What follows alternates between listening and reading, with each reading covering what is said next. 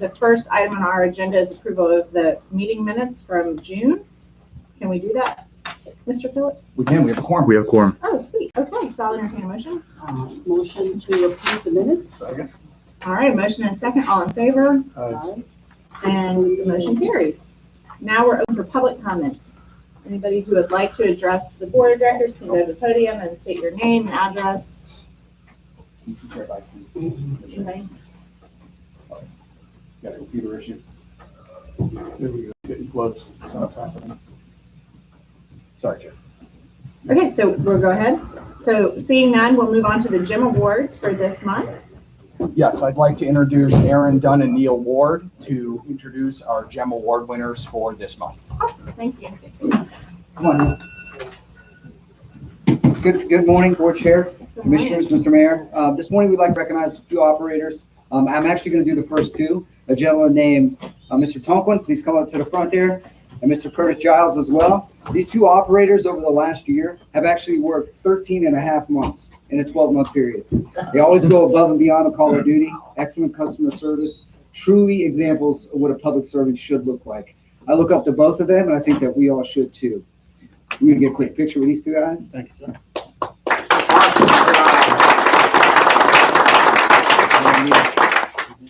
Now we'll give them the space.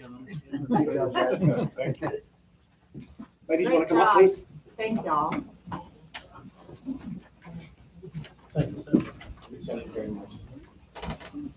Good morning, everybody.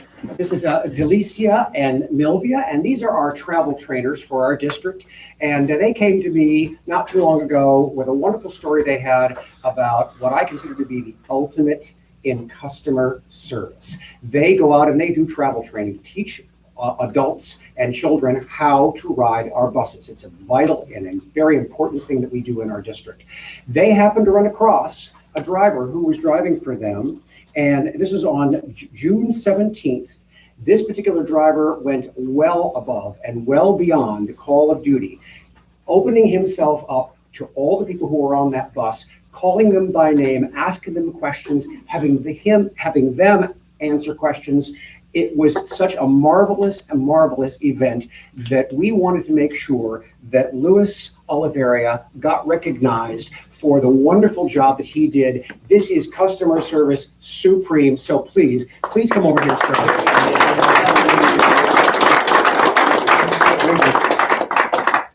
And we congratulate you and thank you so much on a job well done. You will always be asked for by our team. Thank you. Thank you. Great job. Great job. Thank you so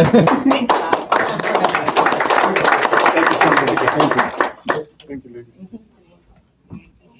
Great job to everyone. Thank y'all so much. The 13 and a half months of work of public service and actually connecting with our riders is so important. That's what builds great relationships. So we appreciate each and every one of you guys for working so diligently to serve our area. Thank you. Thank you. All right, now we're going to open public comments for the annual TPD update with Julia Davis from Folklore. Yeah, thanks, Julia.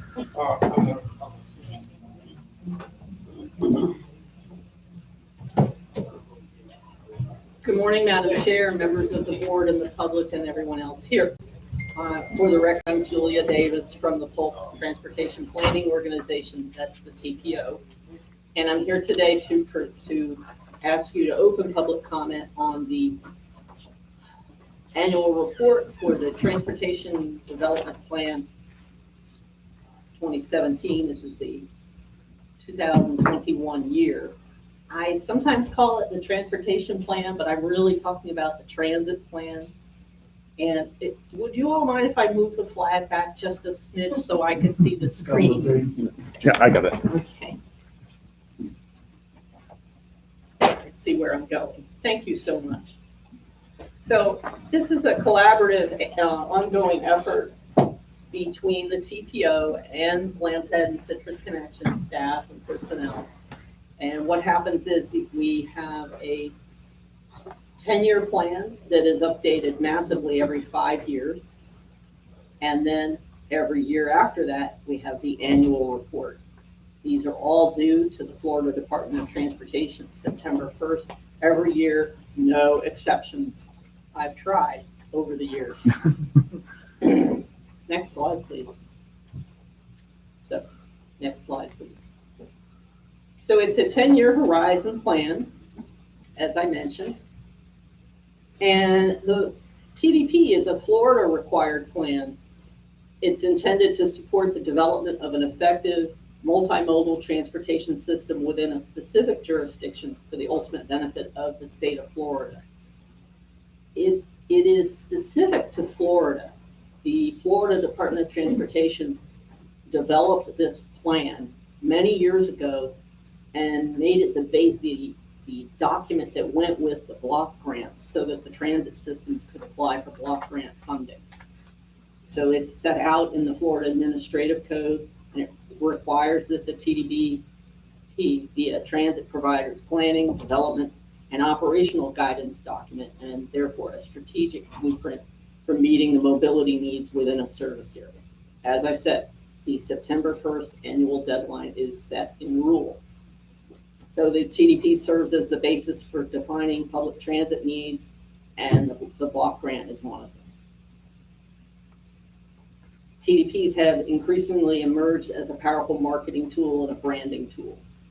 And TDPs must be consistent to the maximum extent feasible with other plans such as the TPO's TIP, which is the Transportation Improvement Program, which is updated constantly, and the Long Range Transportation Plan, which the TPO just did a major update on this past year. Next slide, please. So the TPO staff, together with the LAMTD Citrus Connection staff, are in the middle of two plan updates right now. The one on the right, the TDP 22, we are commencing the major update cycle in October of this year. The TPO staff will bring to the TPO request to enter into a CSA, a consultant service agreement, to select a consultant who will conduct the work of updating the TDP for next year. That'll be a year-long process with a lot of public involvement activities, and it will be presented to FDOT next September. But right now, we're in the middle of the annual report to the TDP. So I placed an ad in the Ledger to announce this meeting and to announce that the public comment period would begin today, subject to your authorization, of course. And so I have been receiving comments. So your task today is to open that 30-day public hearing process, which concludes at your next meeting. And you then could also review the draft document. I don't know if you received a copy in your packets or not. Did they? No?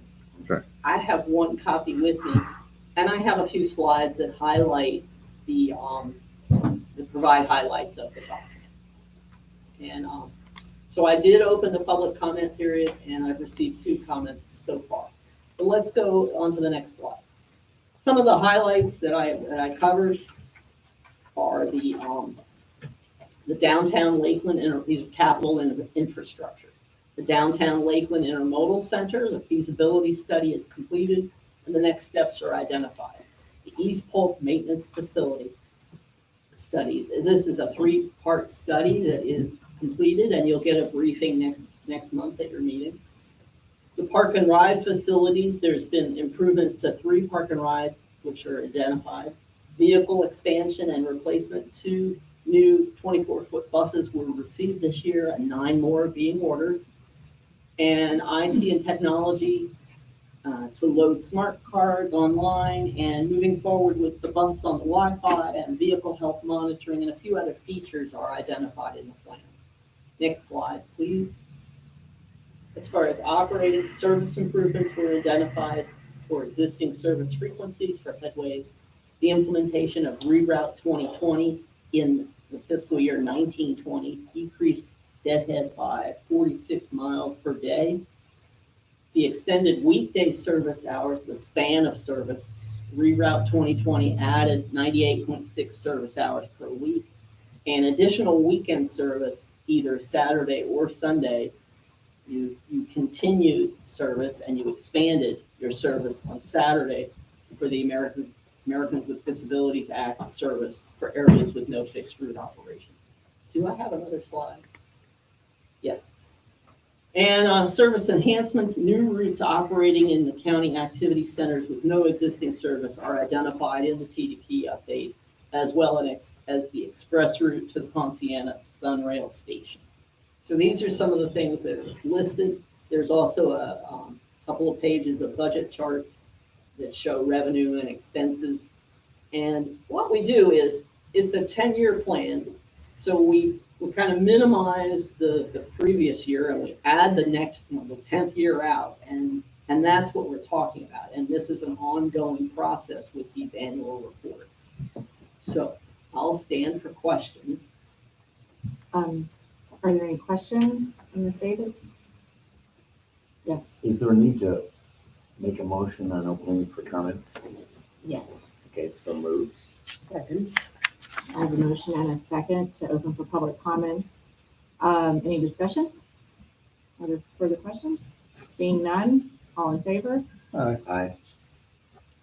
So I did. Okay, so it's unanimous. Okay, good. That's very good. So I did. I placed the advertisement in the Ledger. It ran last week one day, and I labeled it the Transportation Development Plan. So a gentleman from a paving company called me and said, what are the paving options in the plan? And I said, well, it's a transit plan, and there's really none specifically about paving, but I think you'll find over the years there might be. I'll give his name and number to your procurement team so they can make sure his company is on your vendor list. Very nice. So then the second public comment I received was from Mr. Chuck Barnaby on behalf of the city of Lakeland.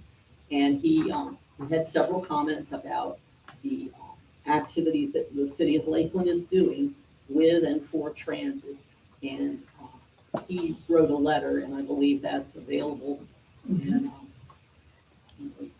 so you might find out if people would like to make public comment at this time. Thank you. First, I think Commissioner Santiago has a question. Well, I just wanted to ask, the 30 days of open public comments, they make the comments to you, they contact you, and then you notify us like you just did. Is that the procedure? Or Yes, do they now, come here and make the public they, comments? Or either or? the advertising is set up so that they can come here to make comment. They can also be, they'll also be attending the August 18th meeting. If they contact me in the meantime, if they say, oh, I think you can go into odd analogies or metaphors. So if you, I think we should sell lobster on every bus. Okay, so that's a public comment. And it's kind of extreme, we're not near Boston. So I would contact the staff and say, this is a public comment. Should I just put it on a list at the back of the document? Or do you want to work it into the plan? And depending on what the document is. So in the case of the gentleman who works for the paving company, that just goes on the list of public comment received. For other comments, it really depends on the scope of comments and where it's appropriate to put in the plan. Commissioner Lindsay. This is a procedure annually. Yes, Take last year off and add the next year on. yes. A year ago, how many comments did you get through this process? I think I got the same paving gentleman. Previously, I recall talking to him about paving again.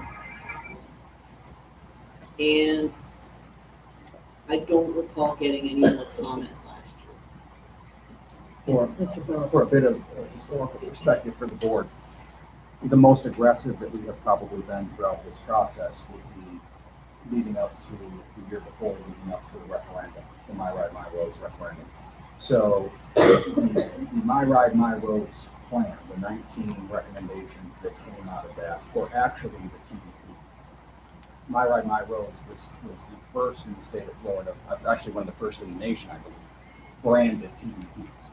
This is So in that process, rather than a month, Commissioner Santiago, we actually asked Kendall Oliver and the TPO if the Citrus Connection could take over the public comments on the public hearing process. We took a year and actually took out sandwich boards, met in the community, walked public grocery store aisles, and had a very intense year-long process of asking people what they wanted, and that's where the 19 recommendations came from. So this is a, what I would call skinny down, more typical TDP process. But this process, at any time, we could always, in future years, ramp up a more robust process. But we're definitely involved in this, and it's exciting, but it feels more mechanical than in years prior, where we've been really aggressive in it. That being said, Aaron Killebrew and Neil Ward's team, Chuck at the city, working with Jenny Sykes and the ADA, we funnel all of our knowledge into the TDP public comment process as well. So I believe the community is being heard, even though the formal public comments are typically from our municipal partners, and it seems mechanical. Yeah, Ms. Davis. It is a process, and additionally for this year's public comment period, I also placed the ad in other places. I'm just talking about the ledger right now. But we will present this at the TAC this week. But as far as Tom's right, as far as the one for next year, it will be a much more robust process, a whole lot more real citrus connection. We'll be meeting TPO staff and LAMTD staff will be meeting very soon to go over those details. And I also wasn't involved in the previous major update here. I was doing something else. So my knowledge of the public comment received just goes back a year or two. But Tom's absolutely right.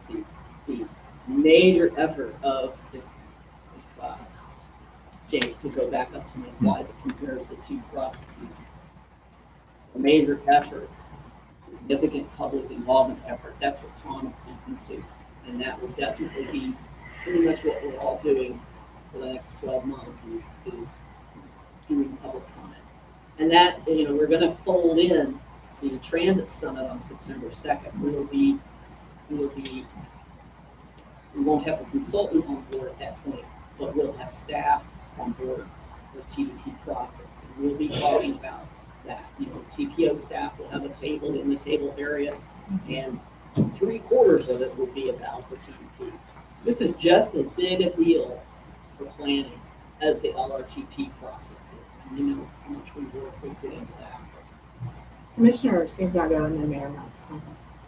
Going back to the other slide, could you or Tom provide some information on the second bullet and how did that come about? The Ponciana Sunrail Station route. Yeah, but it was decided that the changes to the Route 19, Lofton Flex was the best option to provide access. Yes, so Rodney? I'm right here. Thank you. The 19X started out as a flex route. We always wanted extension stuff in the whole. Right. Bring not just under people out, but bring people from other side of Orlando to California. The hope is to extend that down forward in the future. Making the parking rides with Sunrail, again extending the Sunrail. The 19X is a flex route that was the most obvious route to choose for the express to the Sunrail. We still serve often, same as we did, except we're not doing the flex service anymore. So that route can accommodate both, Yes. the Sunrail and the Flex. Well, it doesn't do the flex route. It's a fixed route now, but it goes through often the same as it did before. It doesn't go up to the low Castellano I'll see what line road anymore the way it did, but it still serves often good way.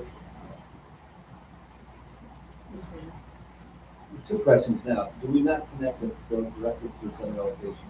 Yes, We do. yes. From the Positive Center, 19X is an express. It serves Laughlin, and then it goes straight to the Sunrail station. And I do want to, an agenda item that's on your table. FDOT loved this idea so much that they wanted to increase it. Put another bus on there. They're paying 100% of that service. So there's no cost to us, and we're going to be running the second bus shuttle. So it gives we report our numbers to Bright Rail, so it does show that Polk County has an interest in transit. Hopefully we can build up those numbers to, extending it down I-4, bringing those numbers up. So at least Bright Line never, I know the chances are slim, but if they see they have a designated ridership, maybe that will help in the future to get a station. And Rodney, with the increase in frequency to the Sunrail, we will have a bus going there with 45-minute frequency. Every Is that correct? 45 minutes, right. The bus arrives every half hour, the train arrives every half hour, the bus will arrive every 45 minutes. So nobody's waiting. Just wanted to make sure that. So, Thank you for doing that. That was helpful for me. The comments by Mr. Barmby, the statements are going to be incorporated into this plan as well. That's up to Citrus Connection staff. I don't know whether you want to hear from Mr. Barmby today. He is here. That's up to you as well. There's a lot of preparation in this. I think that There would be is, yes. helpful. Mr. Mayor, I see absolutely no reason we would not incorporate Chuck's letter into the public comments, and he's here today if you'd like to hear from him on public comment. Come on. Another opening, You know you another want joke.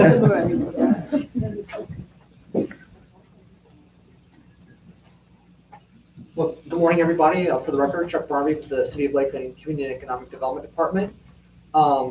First, thank you for incorporating these comments into the TDP update.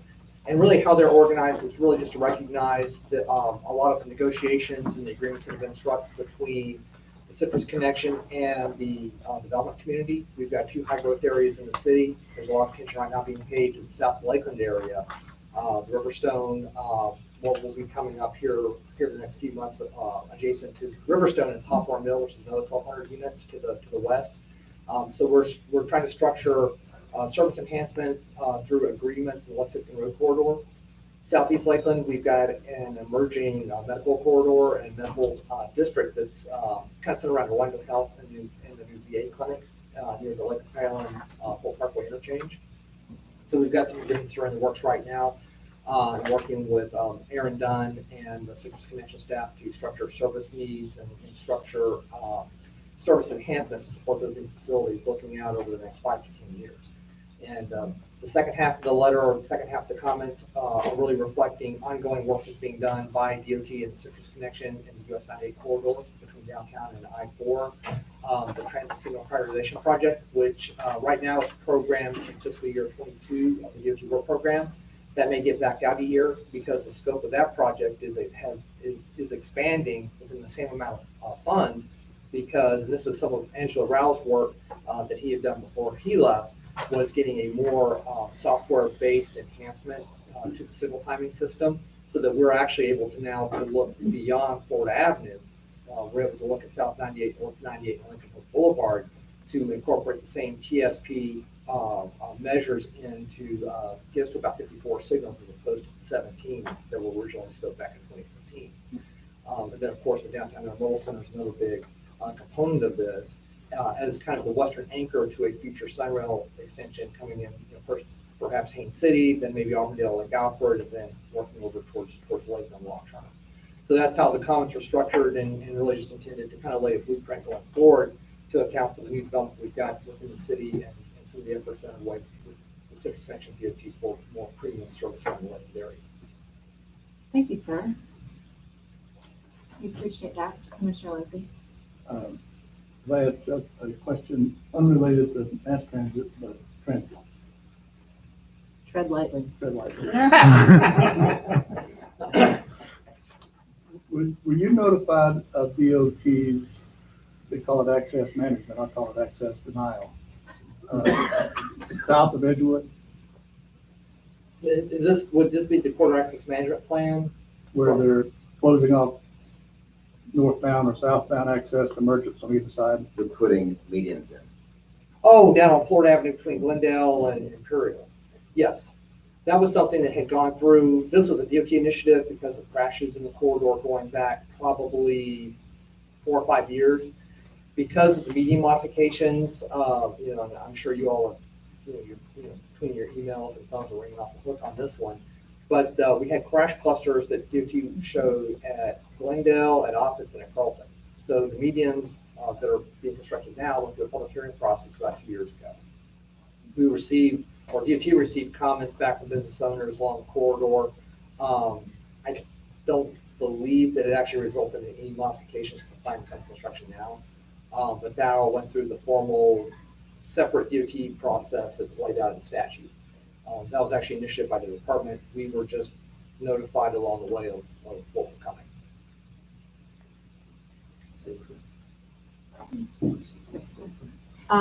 Thank you, Mr. Barnaby. And now, Ms. Davis, so we're open for public comments on this plan. Yes. So if there are any public comments moving forward, thank you, Mr. Barnaby. Always appreciate you. So, I am the process person. I make sure it starts, I make sure it rolls along, I make sure it stops, and I make sure it gets to FDOT. The Citrus Connection staff, just about everybody here, helps put information into the document all the time each year, pictures, text, dollars. So it is your document. I just help. So we'll be back. We'll assimilate comments, put them where they go. We'll be back in August 18th for you to review and finalize it. And we'll keep you posted. And then meanwhile, we'll be meeting with your staff to start the major update. We'll see you again next year a lot. Thank you so much. Thank you. I appreciate it. And just before we move to the next item, commentary for the public. It's fine, you can sit. Okay. Commentary for the public is that the transit agencies and the planning organization and Mr. Barnaby and all of municipalities have such a good working relationship between themselves throughout Polk County, and it's because of leadership like Tom's, the transit agency, and leadership like Mr. Barnaby's and Ms. Davis's with TPO. It's really integral to how the county works together, and I think they do a really good job. So I just wanted to say that they really position us well with FDOT, and they really push as much as possible to help us serve our residents the best. So thank you all. Thank you, Julia. We really appreciate it. All right, next up on the agenda, Mr. Prasad. Thank you. Good morning. We have the monthly financial statements for the various funds, starting with LAMTD for the month of May. Total revenues year to date, 109% of the budget is favorable. Farebox revenue, we are seeing some positive improvements. We've reached 50%. Ad valorem taxes, positive. We have realized 100% of our ad valorem taxes. On the Florida DOT grant, we have bill based on a reimbursement basis, 55%, and the FTA grants, 42%. Those are on a reimbursement basis, and those are major revenues. On the expenses side, expenses are 89% of the year-to-date budget, under budget. Looking at the major expenses, salary and fringe benefits, which makes up almost 65% of the budget, is under the budget year-to-date 7%. Fuel and parts are also under the budget. So essentially through the end of May, we are within the budget. Any questions on those financials? Seeing none, we can move forward. Okay, the next financial statement is for the Polk County agreement. Again, to the end of the month of May, total revenues 92%, total expenses 87%, all within the budget. The grants, again, are on a reimbursement basis and pretty much in line with the expenses we have realized. Looking at expenses, labor, fringe and salaries, 87%, operating expenses, 81%, and the contract expenses for the East County services, 105%, and all of those expenses for the contract are grant reimbursement. So we are within the budget. All right, Any questions? seeing none, go ahead. Then the next financial statement is for the TD grant, state grant, and this is on a July 1, June 30th fiscal year, or 92% of the budget. Total revenues 79%, total expenses 79%. Again, this is there's no obligation for the district here. The state funds 90%. The county provides a 10% match grant. We are slightly over in expenses because of the decrease in ridership due to the COVID, and the expenses remain fixed. Other than that, it's pretty much within the budget. Any questions? And the next financial statement is through the month of May for the CARES grant. We have 5 new funding modes, one for LAMTD and 3 for the county. And overall, all expenses incurred to date is just under 300,000, 295,000, or 14%. We are working right now on the acquisition of capital expenses and items, and we should start to see progress in expand the capital fund.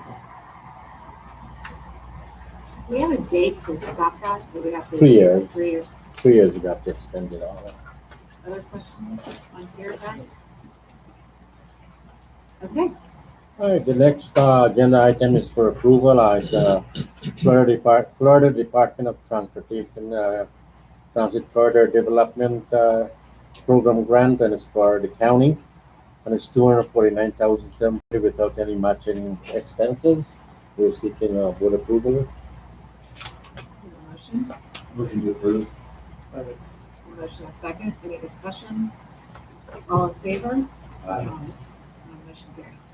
For the record, Chair, I'd just like to say and thank the Polk County Board of County Commissioners for funding the services on the east side of the county, but not only for the leadership of Commissioner Lindsay, Commissioner Santiago, and the other commissioners at the time. They effectively funded 3 routes on the east side of the county, including this route, when the federal funds ran out. And it's truly, I can say in the 20 years I've been doing this, it is a rarity to see a county 100% fund service. So here we are 5 years later with DOT putting some skin in the game. It really shows to the county's leadership and vision. This would not have happened had they not started these services. And I know that this was a service that Commissioner Santiago really wanted to see. It was something that should get the intake on. And thank you for serving the entire county doing that. It was a really big win. Yes.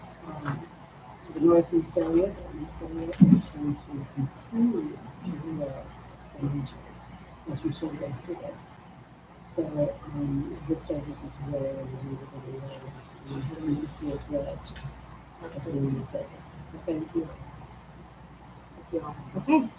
The next report is the beginning of the trim process, the 210 millage, and levying the Valorem taxes for next fiscal year.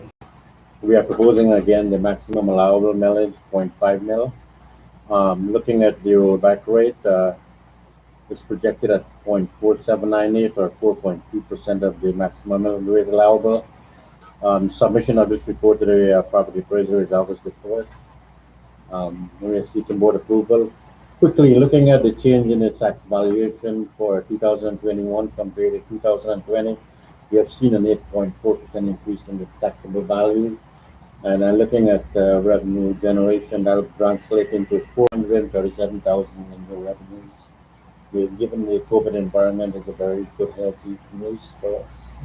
And for family. The latest is 9.2% increase in tax. And this is only for the city of Lakeland and Sansa District, not countywide. Questions for Mr. Swan? We need to approve. You need to approve the staff recommendation regarding certification tax value. Motion. Second. Second. All in favor? Aye. All right.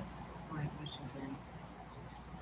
All right, the next agenda item is asset disposal. We have a county fire transit vehicle acquired in 2012. It has exceeded its maximum life, 5 years or 200,000 miles. Seeking board approval to dispose through public auction. Approve staff recommendation. Motion second. Any discussion or questions? All in favor? Aye. Motion carries. We've met both criteria by the way. The next agenda item H is the Federal Transit Administration ARP funds for the Lakeland urbanized area. I'd like to thank David and the entire team. The staff is recommending the approval of the ARP grant application for the Lakeland Area Mass Transit District Service Area to the tune of $3.3 million. This provides 3 years of funding. As you can see here, there is a list of projects that the staff has come up with. That includes the golf carts for the squeeze program, trailers for bringing those back and forth, a new security system, camera system, training software, a scissor lift, which Mr. Cheney can talk more about, but is something that is needed. New finance software, and you'll notice that we have a county presentation for the Winter Haven UZA after this, so some of these costs are split. New maintenance software, defibrillators, a Fuel Master handshake software. Commissioner Santiago and Commissioner Lindsay, you may find this very interesting. As you know, we purchase gas from the county, and they have a Fuel Master system as well. However, your staff spend a significant amount of time preparing reports for us because our system and your system do not handshake. And so there is significant staff savings for both LAMTD and David's staff and the county in having handshake software, a Lakeland terminal facelift. As you know, Chuck and the city are actively pursuing a new intermodal facility with the Florida Department of Transportation.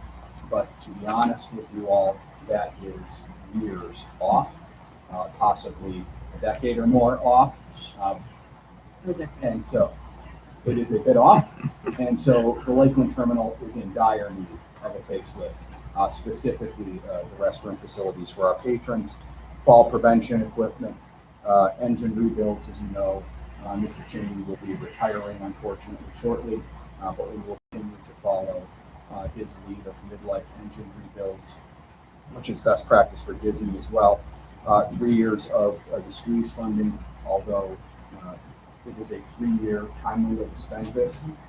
Staff has discussed, and we all understand that this board authorized a 1-year pilot project, and a 1-year project pilot only, pending ridership numbers and Commissioner Lindsay's desire to have some type of private-public partnership and fair share style agreement. But we did put 3 years of funding there, and then the ARP funding does allow for revenue shortfalls, so we put a rainy day fund away as well.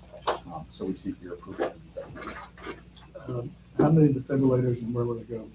We will have defibrillators at 1212 George Jenkins, at our Lakeland terminal, at our Winter Haven terminal, and our Bartow call center.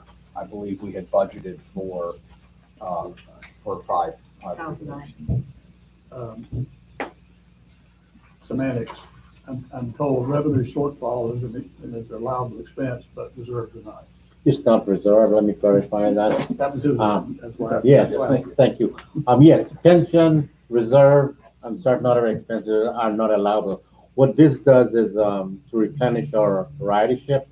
We are projecting at least 50% decline, and we are not sure to what extent our ridership and revenue is going to continue to increase in the next 2 years. However, this is to cover the operating deficit and not reserve. Right. And then the other more complex technical issue, enterprise technically don't have reserves. Right. Okay. Because that 5-year out date probably for our intermodal center exists, it would seem to me that a facelift the numbers right, especially if you're doing restrooms. And my recommendation would be that you consider maybe bolstering that a little, or recognize that some of the shortfall is going to come from that. So, not having looked at what you're looking at, but thinking that you're certainly preserving a 4 to 5 year period of time in that facility. Comments? The revenues dedicated to the shortfall is for 3 years. We're looking at $400,000 for the next fiscal year, $450,000 for the next year, and the last year $500,000. However, there's provision for amendment to these allocations. So if our revenues are favorable, as you indicated, we can always amend the allocation, provided we go through the grant process. And Mr. Mayor, I'll meet with Mr. Cheney and his team. We'll go over those numbers and make sure that they're accurate and and that we're coming to you with something that's realistic. This is a wonderful time to do that. So, and the scissor lift is to get to the top of the buses. Yes, currently, right now, we rent them. Actually, not the top of the buses, more, we relit and changed all the lighting in the terminals, both Winter Haven and Lakeland. There are repair processes that require a lift. When that happens, we rent it. The capital expense will give you a operational offset in later dates. So it's more facility than units.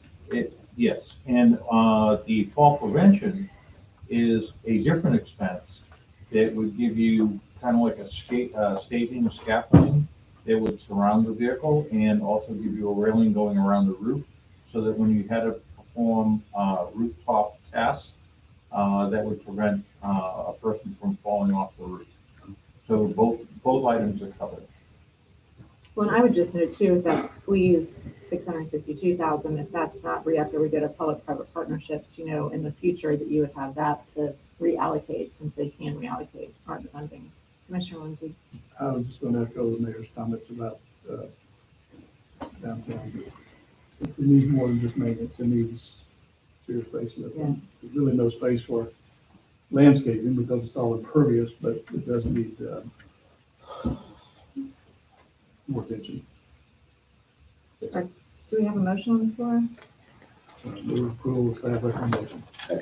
Motion and second. Any further questions or comments? That- Seeing none, all in favor? Aye. All right. The next agenda item is for the Federal Transit Administration ARP funding for the Winter Haven urbanized area to the tune of $2.4 million. As you can see, the recommended expenses from the staff are effectively the other half of the Lakeland ask. The security system, cameras, training software, scissor lift, financial software, new maintenance software, the Fuel Master handshake, updating the shop equipment, fall prevention, and then most notably, $1.4 million for 3 large fixed route buses. So why buses for the Winter Haven urbanized area and not for the Lakeland urbanized area? As you are all aware, Lakeland has a 0.68, $680,000 that we set aside every year for capital vehicle replacement. And thanks to David's lease financing, we're able to purchase large buses. Because Lakeland is heavy on fixed route, lighter on paratransit, the services outside of the city of Lakeland, as you all know, due to our population density, are the opposite. We use smaller buses in the county and have less fixed route service. More than we had 10 years ago, but less. So the county has been very successful, thanks to Rodney and David's team, of using the 5310 program, the 5311 program, and the 5339 program, the federal programs for rural services, to purchase the majority of the buses for the county. That being said, those funds are not enough to replace the county's fixed route fleet. The last major purchase for the county's fixed route fleet was during the Obama administration funds. And so it is now time to start looking at replacing the I don't want to say few, but the fixed route buses the county does have. And since these are one-time funds designated for capital, this $1.45 million will be used to purchase large fixed route buses to replace the county fleet, which is Fine, Lord. 30 feet. 29 feet, 30 feet, 30, 30, not 40. And Those, roughly. about $500,000 a piece, Joe? If it's an older route, it's $400,000. For it. The days of the 40-foot bus, Commissioner Lindsay, are effectively gone outside of all the Route 1 and the Route 3. That's the route one. Just to go, just for that. I move approval with staff recommendation. Motion and a second. Any further discussions or questions? All in favor? Aye. Opposed? All right. Mr. Side, you have all your approvals. The next item on the agenda is legal with Mr. Darby, the UAP renewal with Southeastern University. Yes, the agreement terminates on August 1st. It commences in 2018 for 3 years, 1 year, and 2 automatic extensions. The proposed new agreement is on the same terms as the previous agreement, 1 year, and then 2 automatic 1-year extensions unless either the district or Southeastern notifies of a termination 90 days before the end of the initial term or any renewal term. So it's the same agreement that existed for the previous 3 years, same everything, pricing, everything. Motion to approve. There's a motion. Second. And a second. Any discussion? Questions? Seeing none, all in favor? Aye. Opposed? All right, motion carries. Yes. Just on another note in this regard, are we pursuing Polytech at all for the opportunity to re-engage, and is that a desirable goal? No, sir. Okay. Which answer?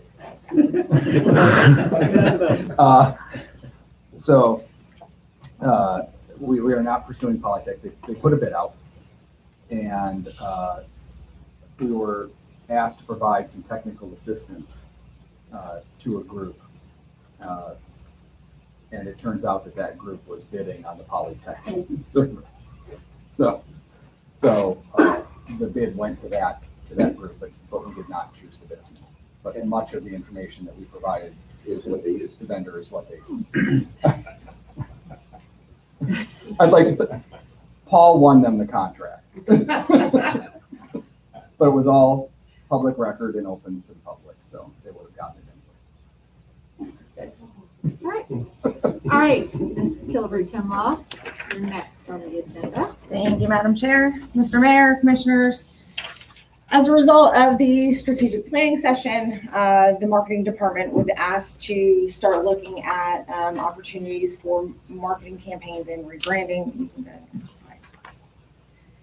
So what we have come up with are a few deliverables. We want to start with digital media, since that's what everybody uses right now, and social media management. So right now what we do, especially moving out of the COVID environment, is a lot of our posts are daily and they're just impromptu. So if we have route closures or additions, they're kind of just popping up here and there. This would allow us to start working on like a monthly calendar, have things programmed out each month depending on what was happening during the month as far as we're concerned, or community events where we were going to be, to have those go ahead and reloaded for the month, and then they would pop up on our social media platforms. We also would request to have additional money set aside to boost those posts. So when we do boosting, or when we post on Facebook, we can boost for $5 or $10 per post, and it would get to more people. Right now for radio, we are currently running on Hall Communications, so that's the big four, and we're doing Spanish radio, which is primarily, thank you, Commissioner Santiago, which is primarily on the northeast side of the county, but we do run on both of those as well. So that's in our current budget. You can go to the next one, James. In addition to those things, we would request additional funds for Google ads. So when you go to the Google site and you type something in, you have ads that pop up on the right side of the screen. Those ads cost money. So we would have a number of different, go to the next one just so that they can see we would have a number of different keywords that would be typed in. And then when they type in, you would click on what comes up. You know, if somebody types in bus transportation, we would want our names to be first and foremost as far as geolocation is concerned. So these are some of the keywords we would use. Aaron doesn't like any of these, so Aaron's going to be the ones that pick what we do for keywords. He wants to do things like ride sharing, which makes sense, so that Uber and Lyft don't come up, that our services come up, especially when we get started with the squeeze. But that is an additional cost for the Google ads as well. You can go to the next one. Those SEOs are centric to the location of the person searching. Yes, sir. So I'm not super familiar on it, but it does use geolocation. Print media, I would say that most of us probably think that print is on its way out, especially with everything we have with internet. We are going to, when we get the squeeze up and running and we have an approved FDOT route, we're going to start advertising in the Lakelander That's at $8.95 for a half-page ad, and that's quarterly. And then if this is a successful pilot and we start moving these shuttles around and maybe venturing towards Winter Haven. Winter Haven's magazine is called Haven Magazine, but it's primarily for the east side of the county. It's not just Winter Haven. So we would ask to advertise on that as well. Commissioner Santiago has a Yeah, question. there's also a Spanish magazine that is really popular. It goes throughout the whole county. Viva Pulse. I'm not sure you're familiar with that, but excellent magazine now to start advertising. So we talked with Teresa about it. She made it seem like it wasn't a print ad though, that it was. So it's a physical magazine. Oh, yeah, Oh, it no, actually it's great. goes, it's a print magazine and it's also accessible via online website. She made it seem as though it was Maybe she something that was misunderstood. sent out. Maybe she misunderstood then. Or we did, or we misunderstood what she was saying. So you'll want to contact her or? Yes, you want me and to we can just contact add that into, because it's all under the same umbrella. We can her? I add it think in and it's see an what the excellent cost is. magazine. I would agree that that is an excellent magazine, and she doesn't do it necessarily monthly or every 2 months. She does it as the content builds, so that might have been a confusing point Okay, in her schedule. sure. Well, actually, But the Lakeland she show, does it every other month. right, but she leaves herself the freedom not to have to do that. And, I mean, okay, well, then great, she's doing it every other month, but you'll even see that in the Lakeland. Sure. Yeah. So there's strides in those because of the way that goes. And I assume that one is countywide. Yes. Yes. Viva Bulk. And there is no real product. You got it? Yep, okay. And our slide says $9.95, that's $8.95, so we go with your price. Yes, that was a negotiated price with the executive director. So we changed it this morning. I don't know that. Oh, and last but not least, during our strategic planning session, Dr. Collins kept saying, he kept bringing up Publix and where shopping is a pleasure. He kept calling that a mission. As we all know, that is not Publix's mission statement. That is their tagline. Publix has an internal mission statement, as do we. Our mission is to be the superior provider of transportation services. And as Aaron Dunn would tell you, we are not there. That is our goal, is to be the superior provider of transportation services. We are doing the best we can do right now. So we have come up with, as senior staff, a tagline of progress in motion. We all like it. We think that it serves well coming out of a COVID environment. It's not something that we have to keep for 60 years. But we do think that coming out of COVID environment, that this is where we're moving, especially with how the county is growing, especially up on the Upper East Side of the county. We like it. Everything would have this tagline going forward. Mr. Mayor. So we could spend the rest of the afternoon debating taglines. Yes. And what I love about a tagline that is timeless and without clamps on what it communicates is something that's very broad like this. You can make progress in motion a lot of ways in terms of anything that we're doing, internally, externally, and, on new routes. So I think it's very wise. Thank you. Other questions or comments? Okay, so do you need an approval We do, for that?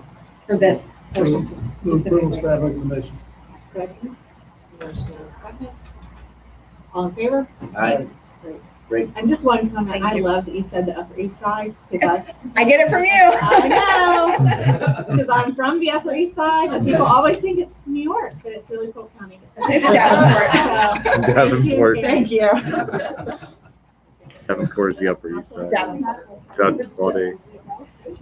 It's Davenport. I don't know, but I'm the Upper East Quadrant, so I'm Davenport. All right, next, Come up with that line. next item, I said it in Polk Vision all the time. That's where I got it from. Yep, that's when I was there. Okay, Mr. Chris Cheney and Caroline, thank you, Mr. Stay Cheney. seated. Good morning. We had the League of Cities come in about 3 weeks ago and do a full assessment on our safety program. You've got about a 20-page document in your board packet. Page 2 is about as far as we can go. Some background on this. The league started this about a year ago. It's called the Safety Excellence Initiative. And what they're trying to do is to get agencies, which they have about 600 plus, to adopt an SMS style approach to managing safety. So we had them come in and do a full assessment, and we did extremely well. What they were looking for was about 65% overall, and no less than 50% in any major section.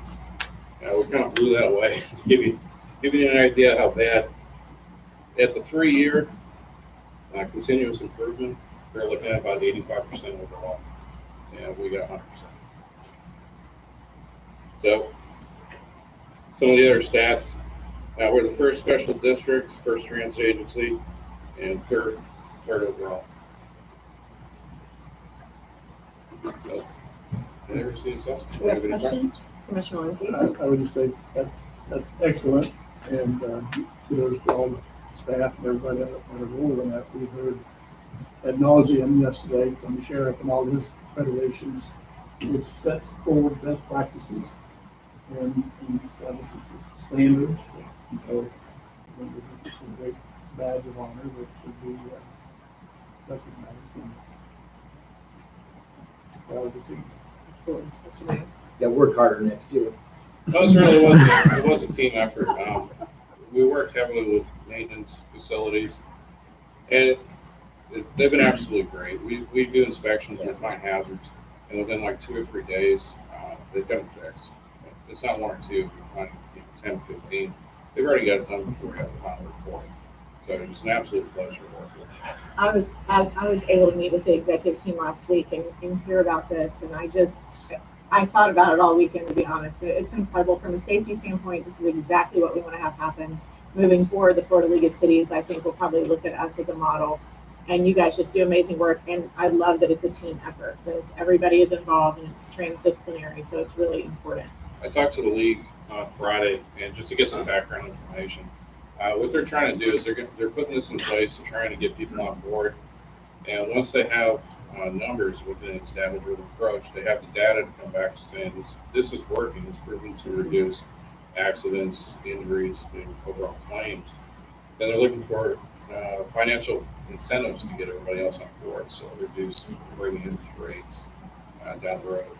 I'm glad you brought that up. I think Mr. Phillips was going to bring it up, but reducing those rates for insurance is really great. I'm going to toss it to Mr. Clark. Absolutely. And if you can all reinforce that with Commissioner Walker every time you see him, this is a infant project trying to gain legs within the League of Cities. Because certainly the team does a phenomenal job, and it starts with the drivers and really works its way through all of the organization. But if we can prove that we're safe, and the league is able to measure that, see even a small reduction in our rates with the Florida League of Cities would be phenomenal for the taxpayers of both.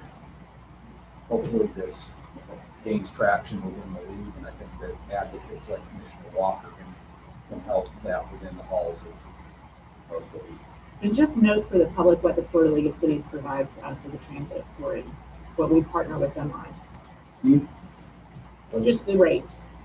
Everything that the league provides us? All workers' comp, all liability, all property.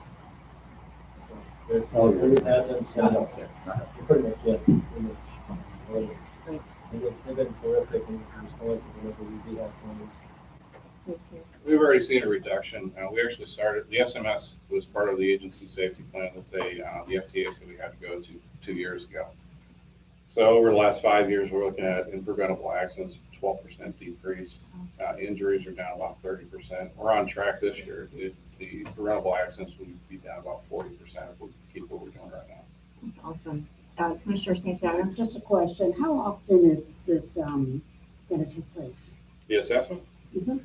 They're supposed to come in and do it every year for 3 years. There's a 3-tiered level. So right now we're level 1. Looking back in a year, they want to see improvement. They're expecting a low score. So we've already met the requirements for level 3, but we're just going to continue improving, sharpening that saw, go backwards. Do you do anything in between to make sure? I mean, you're not going to wait a whole year to do the assessment to catch anything. Do you do anything? No, part of the SMS process is we're constantly assessing. We're crunching numbers, data. It's a data-driven approach. So we've got probably no less than 18 inspections and audits we do every month. Yes. What do you do after 3 years? I think in 3 years now, we've met the highest tier. We're already accredited, but we'll be accredited to level 3. And I'm not sure what they do after that. I would assume it would be an annual assessment, so to keep your accreditation. Great. Any other questions or comments? Thank you so much for Thank you. presenting that. We Great, appreciate it. Great job. Good job, Chris. Okay, Executive Director report. Yes, so continuing on the insurance, I'm happy to announce, I'd like to thank the Human Resources team and the Finance team. We had a meeting with BKS, our insurance partners, and we will be seeing a 4.7% reduction in our healthcare without changing our premiums or our plan this year. This was part of a multi-year strategy from Finance and Human Resources. So Cigna's been our healthcare provider for a number of years. We have resisted going out to bid and have renewed with Cigna within the terms of the agreement, as you all know, to secure traditionally about a 3% rate increase. So by holding off for 3 years and then going out to market this year, and ultimately with COVID occurring, I think it strengthened our position. Cigna went from a 5% rate increase to a 3% rate increase to a 4.7% rate decrease with the same plan. United Healthcare put out a competitive offer, but ultimately will be continuing forward with Cigna. As you know, the employees enjoy 100% healthcare provided by the district and 70% employee, dependent care coverage reimbursement. So those that have dependent care coverage will see a slight reduction. What this does do is Cigna does not provide the type of plans that we were looking at for the bifurcated employee health care plan. As you know, we're looking at a bifurcated plan. So we will share the good news with the employees that will be dealing with Cigna, and their health care is secure for another year. But this then brings an end to researching the bifurcated health care plan. Riverstone, we received the first check from Riverstone, and I'd like to thank Mr. Dunn and Mr. Sims. The service started to Riverstone last week, and our Facebook has been very, very active in the last 2 days, or last day, with community members in Riverstone very dissatisfied that the buses are running through their neighborhood. We're going to be meeting with Chuck after this meeting to come up with an action plan to address their concerns, and we'll report back to the board as quickly as possible. I have asked Dave to hold off since those messages came in yesterday in communicating and responding to those Facebook messages. I'm letting the board know because a few of the messages referenced a protest at City Hall and possibly the county. So we will address their concerns today. I have a question about that. Does it loop through the development? Paul? It does. Does that have a stop within development? Correct. Okay. So we will look at how we can address their concerns. Ultimately, there are, I believe, a variety of options. We just want to make sure that we go in eyes open and come up with something that works for everyone. If we change the route and do not enter the residential area, the only unintended consequence, and again, everyone going in eyes open, is we will create another Caroline Lakes, where the ADA bubble does not extend into the community because we do not serve that community. So if you think of where Eddie Hall, former Lakeland City Commission candidate, lived within Caroline Lakes, he had ADA service because of where he lived within Caroline Lakes. Where the first year I lived here, I was back on Bellflower in Development 2. They did not have it, but we will come up with a solution. We will communicate with you as quickly as possible on what that. Are they in, so Caroline Lakes is an HOA. Is Riverstone an HOA? Everything. Yeah, it is. Oh, isn't it? In fact, I think Riverstone may be in the CUD also. Squeeze interviews. We will have a group squeeze interview at 10:30 today in this room. So we're excited that we're getting quality candidates, and again, searching for a very specific type of concierge of Lakeland, as Steve Scruggs says, for the squeeze service. We did receive a cryptic response from FDOT but a positive one from Paul Simmons, the multimodal director at FDOT. He said that the 6-week traffic study allowing us to look at crossing at what we had asked for, which is Florida and Maine. But we received an email that said, congratulations, we look forward to the service, and the report will be out shortly. So our hope is, but stop short of saying approval. So I would assume that that means that we will be allowed to cross at either Lemon or Lime. But we will keep you apprised of that as well. Commissioner Lindsay, I will be presenting to the Mulberry City Commission in August to discuss the new routes, the existing routes that they have, and discussions about joining the district and what mass transit is going to look like in their future. So very excited about that. We have received a request from the City of Lakeland and FDOT. I know you have a decision point coming up this fall with the road diet, and we have provided the ridership information to DOT for both the Gold Line and the Peach Line.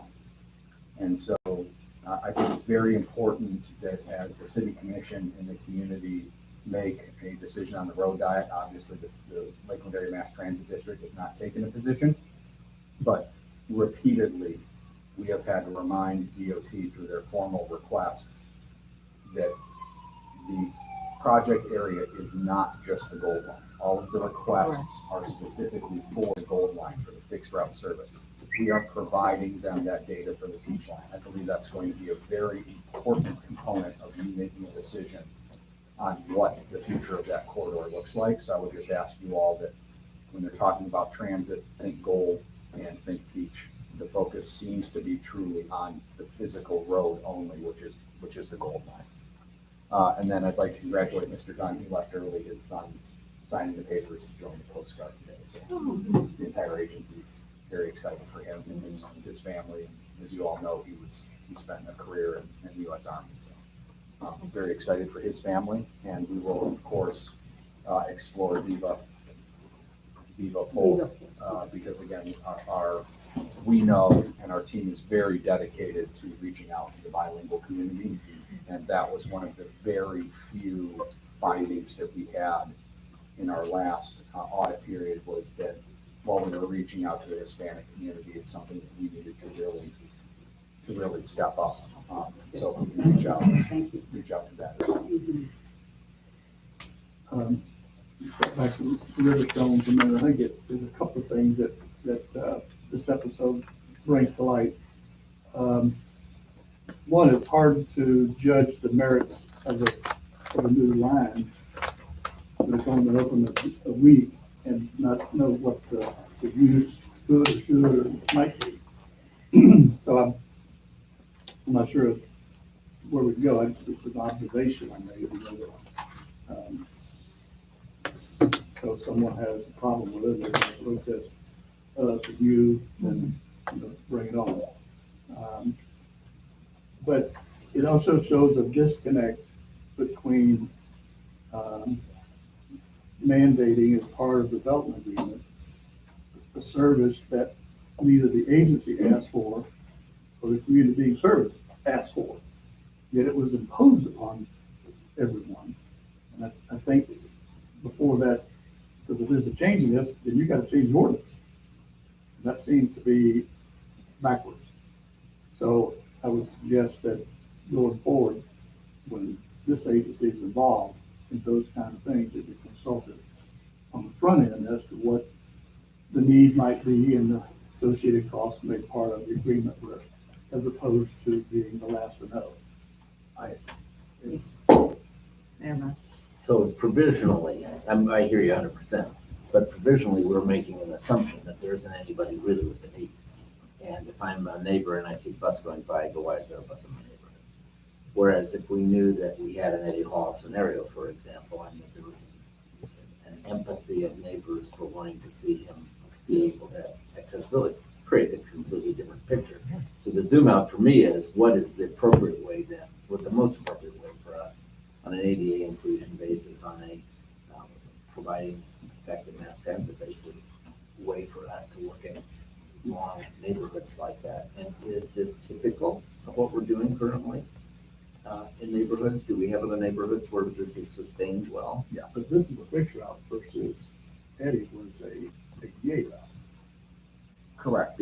Because the fix wasn't sustained. So to answer your question directly, Mr. Mayor, there are examples where we service residential streets with the large fixed route buses. The one that has been most controversial in the time that I have been here, although it is not directly the same, is the crisis that we saw at Melody Lane, where you had 15 or 20 people show up at this board because the Route 3, the medical corridor route, which is our second most popular route in Lakeland, when they opened up the Noah's Landing, it is at the end of Melody Lane. They have 100% transit dependency back there, which is why it's not apples to apples. But it feels very similar to the Facebook messages we're getting. Concerns over pets, concerns over speeding buses, concerns that we're going to hit children. Why are there large fixed route buses on the route? So fast forward 2 or 3 years, we now have residents on Melody Lane who use the Noah's Landing bus stop. That's not to say that this is apples to apples, because that's 100% true transit dependent community. It was also in the best fiscal stewardship to find a way that we could bring a fixed route bus back there, because 100% of those residents would have been eligible for transportation disadvantage, which would have been very costly to the state and local taxpayers. But yes, there are successful models. To address Commissioner Lindsay's comments directly, Chuck and I spent a good hour or so on the phone after the last board meeting, and we are very excited to bring forward a presentation to you very shortly on how the city and the LAMTD staff have a completely a la carte, custom designed solution for Orlando Health and for And for the thank you, VA. for the VA. Thank you so much. And for the VA. Are those people at the table too? Yes. And it is, Commissioner Lindsay, I think exactly what you want to see, which is they're at the table. Chuck's at the table, we're at the table, they're at the table. We're going to the granular level of where do we pick up, where do we drop off, how big are the buses, what kind of bus are you going to buy, what does the frequency look like? So we will be giving that presentation very shortly. I think just for example, the VA had initially not wanted to have a bus stop out in front of the VA, because they said, well, just let everyone come right up to the VA, and we'll just load them right down there for this concierge service. Well, then once we pointed out that this is a public transit route, so it's not just vets that are going to be riding the bus, it's going to be everyone. They said, well, maybe we should maybe we should fund the bus stop out of the center, and then the general public's going to typically get off there, and only the vets will be off there. So we're getting down to that level. And I believe, sir, we have heard you and we're addressing it. This Riverstone timing just further shows that we're learning our lessons from Riverstone. So I think Commissioner Lindsay's point is, being on the front end of that after that last board meeting, and we're happy that you're communicating and with Mr. Barmby and with working within Lakeland in that realm. But as we continue to grow, which we will, I think being on the front end with the developers, Orlando Regional Health and the VA are two kind of different animals than what we're talking about with Riverstone. I know you get that. But being on the front end of it, and also to change perception of public transportation, I think is part of our goal too, of working with the developers of how this could be, as they grow and as Riverstone grows, this accessibility is really important beyond TD and beyond those individual concierge services. Beyond concierge, yes, it's already part of the district, and that Right. share for services they haven't asked for. Right. To attract it on the front end, the service not asked for it, seems to be. Would you want to? Definitely, I appreciate this conversation because Riverstone, the development agreement was originally approved by the city commission and the funding agreement signed on in terms of the route and what service.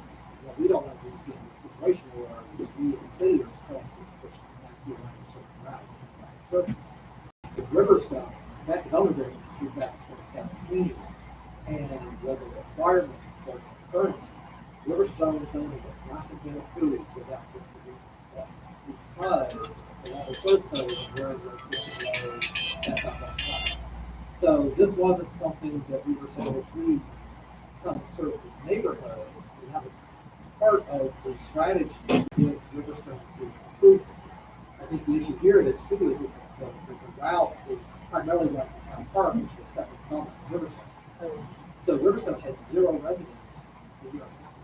Now there are probably 800 homes in some form of development. So I think there's maybe a disconnect between Town Park and Riverstone. But long term, and I mentioned this kind of in my discussion about Tpd comments, is that Folklore Ranch, which is kind of looks like a mirror of Riverstone, but is a mirror to the west. That's all connected by the development and a separate collector road between Buell and Pickett that have no front driveways. So I think the issues we're talking about here may be 2, 3, 4 year time frame until this other roads are built. Then we see what the true network is. The Folklore Ranch is, we're negotiating as we speak. You're saying you're going to have to provide transit to get concurrency, but the specifics have to be worked out. We don't want to be in the middle of that, but we've got somewhere around 3,000 rooftops that need some form of transportation to put pressure off the kind of road gates, so it's a combination of what we're allowed to do through our comprehensive plan, that the city commission is allowed to do, and frankly working to get to a yes for larger development. Riverstone is the largest single residential development we've ever had in the city, including Woodbridge and Bridgewater. So we're trying to figure out how to get them to a yes with a logical transit plan that provides for, provides transit ridership, provide connectivity to new public equipment, the GEICO. We've got a lot going on at some scope. We want that to be placed, like the top line data. So I'm glad that you're conversing and everybody's working together. So maybe we'll be able, there are always unintended consequences of planning and development and approval. So I think this is just, like you said, pulls back the curtain on this agreement of what we can do better. We certainly learned these lessons in planning for the schools. Shop was dining at the table from the LAMTD, and I'm excited that the CRA will be attending the next meetings as well, because it's in the downtown area as well. So we'll make sure that those partners are there. And then shortly after we start up service, I see that round table growing to include the Lakeland business leaders, the LEDC, and the Lakeland Chamber of Commerce. And to start to bring in the private partners right when this ridership starts, so that we can, as this is successful, we can start talking about what a funding agreement looks like for sustainability. It's just general discussion. That's in my Sure. report. Oh, yeah, absolutely. Go ahead. As COVID cases are rising, you're requiring masks currently still on all transit. Yes, sir. And I think we're going to find ourselves a bit in a predicament because COVID cases have started rising in the county disproportionate to the state as we have plateaued in vaccinations.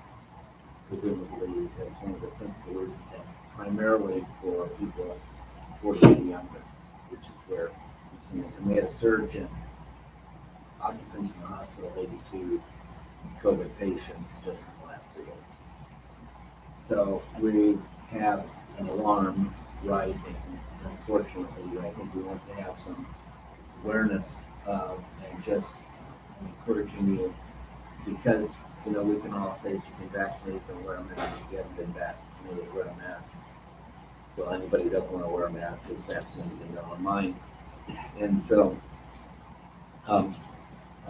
any thoughts on how to approach this? Because we run the risk of getting complacent, and the numbers are not becoming favorable. And I just want to be an early reminder of our need to do that. Yes, sir, Mr. Mayor. So we have that on social media, but we have a TikTok now. the court. And so we can start a social media push again. We are under a transit FTA, TSA mandatory mask mandate at least through the end of October. So our drivers still have the satchels and they're going to hand out masks. Mr. Blizzard, our intern, is best practice. Technically, we are under a mask mandate at our facilities as well. And the only thing that the TSA has backed off on is our outdoor trimmings. So we will continue to push that out via our social media. The drivers still have the driver shields. The statoelectric sprayers are still occurring. Hand sanitizers, et cetera. So we will continue to we will push our social media so that we are on that cutting edge of reminding people that this is important. And we did just get another Dave Walters here. How many masks did we get? 20 cases, which would be 40,000. Okay. And to date, I'm positive that we are the largest single distributor of the county masks. So we find almost 100% compliance with wearing masks when the operators are able to offer that. And I'd like to thank Paul and his team and the safety and security team for continuing the de-escalation training with our drivers. You may have seen that very recently a PSTA driver just 2 weeks ago was assaulted over asking a customer to wear a mask. So our drivers are continuing to make sure that that's on the forefront. And we have to continue to support them in those roles because not only because it's a federal mandate, but because that kind of posture that businesses are going to want to adopt for themselves, because there's going to be some businesses that will take different and more stringent positions on this. This is very regrettable because we are, I mean, on a healthcare basis, it's regrettable, obviously, but we're also stymied.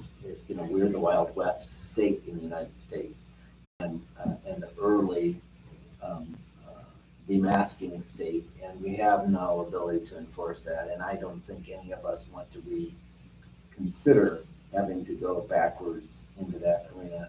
And yet, the solution is certainly a personal decision.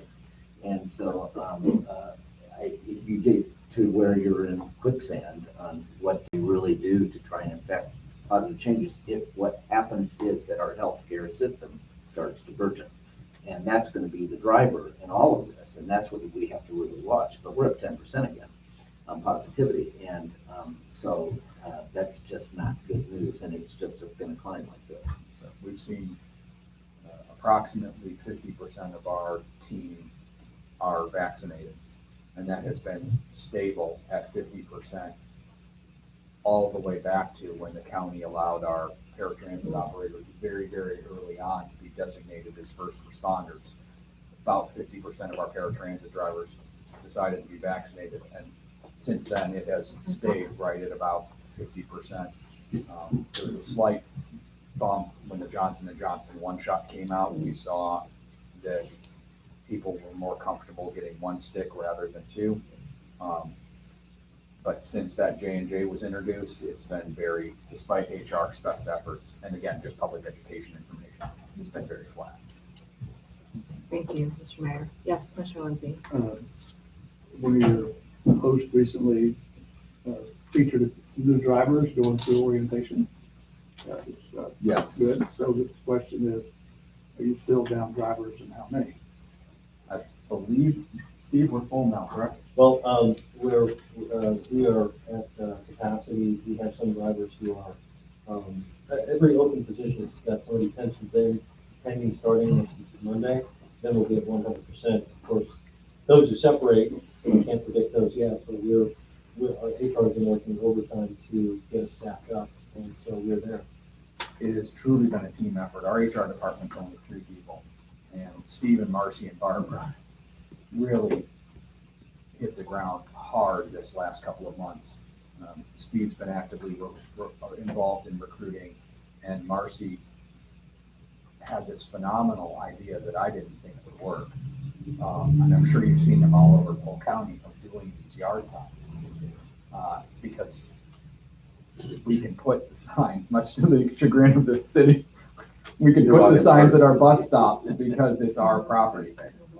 And the amount of phone calls that came in from qualified candidates that was pretty inspiring. So, I think CDL drivers are always a challenge. I say that now, and we'll probably lose some of the school board, but the biggest challenge continues to be the Florida 15. So at 1485, we were competitive. We are no longer competitive. Disney is starting their drivers at $17 an hour. Well, that leads to my next question. If you need latitude to pull that very critical, that's the hub of everything we do. You need to pull that out to do something extra than, of course, working with our union folks. Yes, sir. Keep that Yeah. card to play. Yes. And this, for the county, I'm sure the city, this first year of wage increase, nobody really got hurt. Modest steps here and there for a few classifications, but next year and following years are going to be more difficult, and not so much as those who are on the scale to go up, but again, to avoid that compression.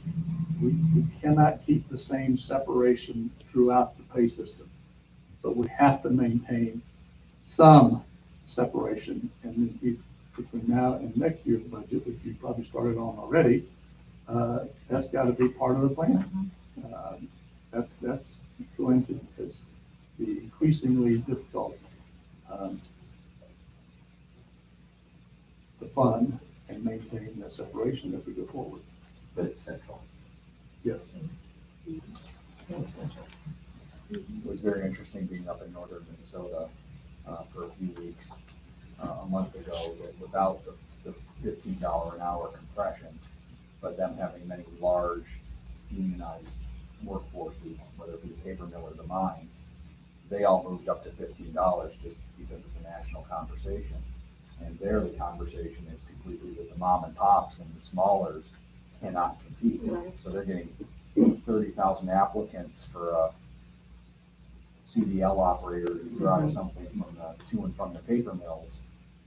But the support personnel that are serving the food are having to close. Many of the restaurants that I saw in Minnesota were actually having to close one weekend day because they simply didn't have the staff to be able to come.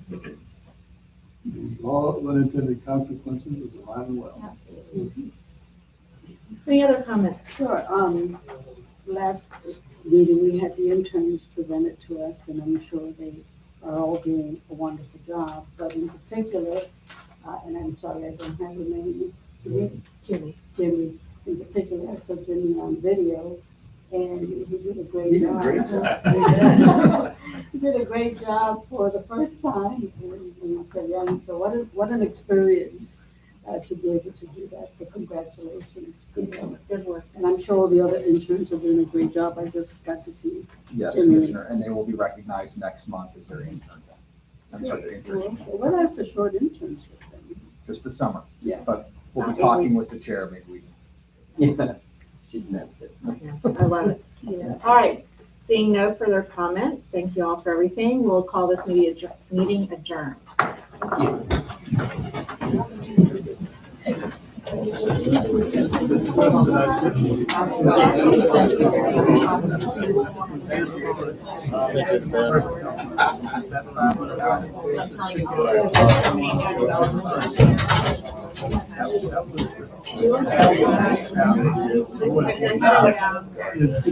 I was like, it's still going.